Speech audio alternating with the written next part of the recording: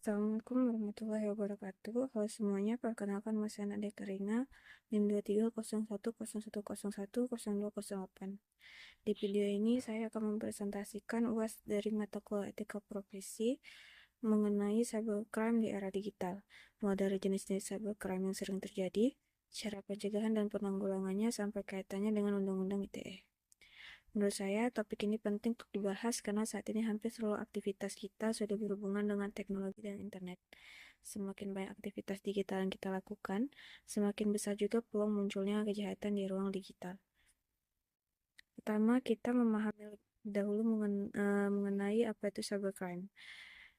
Cybercrime merupakan kejahatan yang memanfaatkan teknologi komputer, internet, maupun sistem elektronik sebagai sarana atau target kejahatan.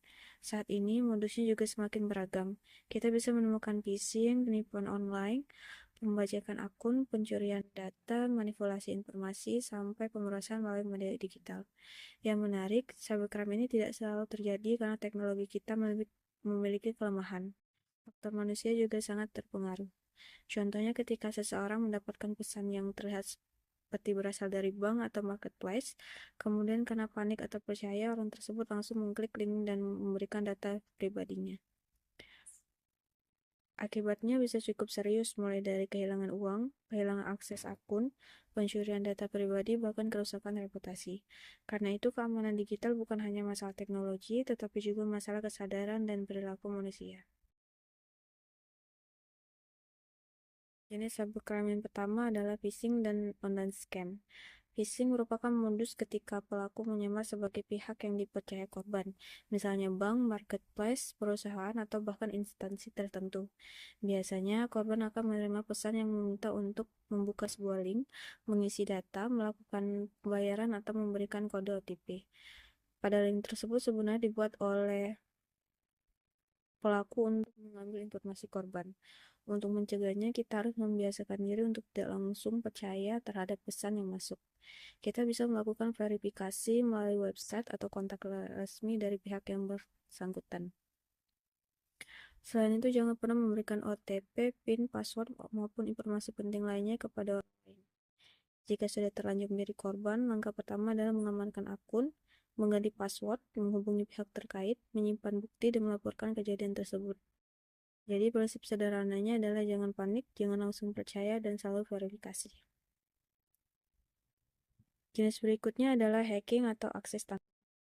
Secara sederhana, tindakan ini terjadi ketika seseorang masuk atau mencoba mendapatkan akses ke komputer, akun, atau sistem elektronik milik orang lain tanpa izin. Contohnya mengambil alih akun, mencuri kredensial, mengubah data, atau menerobos sistem keamanan. Pencegahannya bisa dilakukan dari dua sisi. Dari sisi pengguna, kita dapat menggunakan password yang lebih kuat dan berbeda untuk setiap akun, mengaktifkan autentikasi dua faktor atau MFA, melakukan update aplikasi, dan berhati-hati ketika menggunakan perangkat atau link yang tidak dikenal. Sedangkan dari sisi organisasi, keamanan dapat diperkuat dengan kontrol akses, firewall, monitoring aktivitas, backup, serta melakukan patch keamanan secara rutin. Dalam konteks hukum, tindakan akses tanpa hak juga berkaitan dengan pasal 30 Undang-Undang ITE.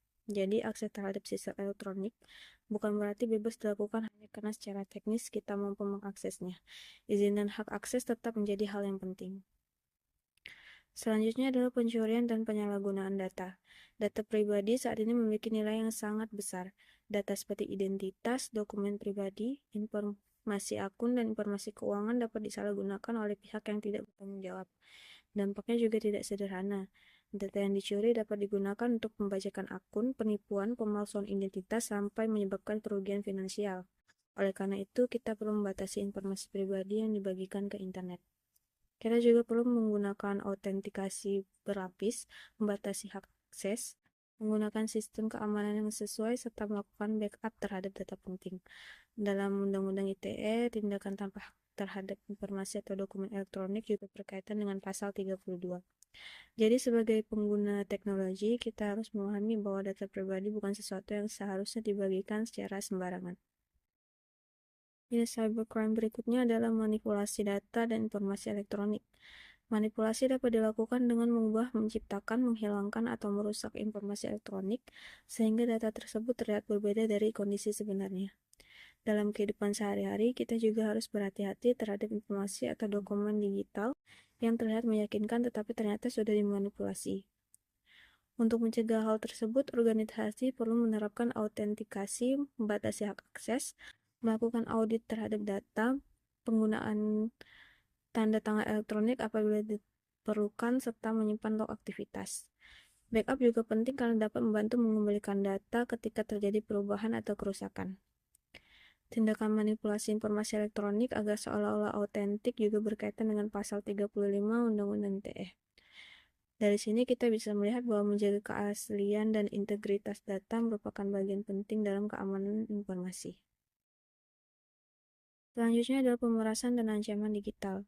Dalam kasus seperti ini, pelaku biasanya memanfaatkan informasi atau media elektronik untuk memberikan tekanan terhadap korban.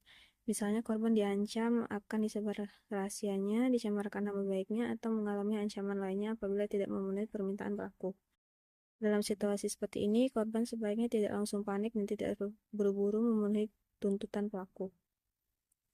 Hal yang penting adalah menyimpan bukti secara screenshot percakapan, nomor telepon, username akun, bukti transaksi, maupun rekaman komunikasi yang relevan. Selain itu, korban dapat meminta bantuan kepada pihak yang tepat dan melapor kejadian tersebut. Dalam Undang-Undang ITE, pemaksaan melalui informasi elektronik dengan ancaman tertentu juga memiliki ketentuan dalam pasal 27B. Jadi teknologi seharusnya digunakan untuk membantu manusia, bukan dijadikan alat untuk menekan atau merugikan orang lain. Setelah mengetahui beberapa jenis cybercrime, sekarang kita masuk ke kaitannya dengan Undang-Undang ITE. Indonesia memiliki peraturan yang mengatur berbagai perbuatan di ruang digital. Salah satunya melalui Undang-Undang Nomor 1 Tahun 2024 yang merupakan perubahan kedua atas Undang-Undang Nomor 11 Tahun 2008 tentang informasi dan transaksi elektronik. Beberapa ketentuan yang relevan antara lain pasal 27B yang mengatur pemaksaan melalui informasi elektronik dengan ancaman tertentu. Kemudian ada pasal 28 yang berkaitan dengan informasi bohong atau menyesatkan dalam konteks tertentu. Pasal 30 mengenai akses terhadap komputer atau sistem elektronik tanpa hak. Pasal 32 mengenai perbuatan tanpa hak terhadap informasi atau dokumen elektronik. Dan pasal 35 mengenai manipulasi informasi elektronik agar dianggap otentik. Namun yang perlu diperhatikan adalah penerapan suatu pasal tidak bisa dilakukan secara sembarangan. Harus dilihat terlebih dahulu unsur perbuatannya, bukti, konteks kejadian, serta ketentuan hukum yang berlaku. Jadi pemahaman mengenai hukum digital penting agar kita tidak hanya menjadi pengguna teknologi yang aktif, tetapi juga menjadi pengguna yang bertanggung jawab. Menurut analisis saya, menghadapi cybercrime membutuhkan setidaknya 3 lapisan pelindung, yaitu manusia, teknologi, dan hukum. Yang pertama manusia, penggunaan perlu memiliki literasi digital, kemampuan berpikir kritis, kebiasaan melakukan verifikasi, dan keberanian untuk melaporkan jika menemui kejahatan digital. Kemudian ada teknologi, sistem perlu dilindungi menggunakan password yang kuat, MFA, enkripsi, firewall, monitoring, backup, dan pembaruan sistem. Yang ketiga adalah hukum. Hukum diperlukan untuk memberikan aturan, mekanisme pelaporan, proses penyelidikan sampai penegakan hukum terhadap pelaku. Ketika hal tersebut saling berhubungan, teknologi yang aman tetap bisa beresiko jika penggunanya mudah tertipu. Sebaliknya, pengguna yang berhati-hati membutuhkan teknologi dan sistem hukum yang mendukung. Jadi, menurut saya, keamanan digital adalah tanggung jawab bersama. Lalu, apa yang sebenarnya bisa kita lakukan sebagai pengguna teknologi? Yang pertama adalah stop. Jangan langsung percaya atau terburu-buru membuka pesan dan link yang mencurigakan. Yang kedua, cek. Melakukan verifikasi melalui sumber atau channel resmi. Yang ketiga, protect. Lindungi akun menggunakan password yang kuat, autentikasi 2 faktor, dan jangan membagikan informasi rahasia seperti OTP atau PIN. Yang terakhir adalah report. Jika kita menjadi korban atau menemukan aktivitas yang mencurigakan, simpan bukti dan laporkan kepada pihak yang tepat. Jadi keamanan digital sebenarnya bisa dimulai dari kebiasaan yang sederhana. Think before you click, protect before you regret. Karena satu klik yang salah terkadang bisa memberikan dampak yang cukup besar. Sebagai kesimpulan, cybercrime merupakan salah satu konsekuensi dari perkembangan teknologi dan semakin luasnya aktivitas manusia di dunia digital. Bentuknya sangat beragam, mulai dari phishing, penipuan online, hacking, pencurian data, manipulasi informasi, sampai pemerasan digital. Untuk menghadapinya, kita tidak hanya cukup mengandalkan teknologi. Kita membutuhkan kesadaran pengguna, sistem keamanan yang baik, dan penegakan hukum yang tepat. Menurut saya, menjadi pengguna teknologi yang bertanggung jawab bukan berarti hanya mampu menggunakan teknologi, tapi juga memahami resiko, menjaga data pribadi, menghargai hak orang lain, dan tidak menggunakan teknologi untuk merugikan orang lain. Jadi keamanan digital bukan hanya tanggung jawab pemerintah atau ahli IT. Kita semua memiliki peran di dalamnya. Demikian presentasi yang saya sampaikan. Terima kasih. Assalamualaikum warahmatullahi wabarakatuh.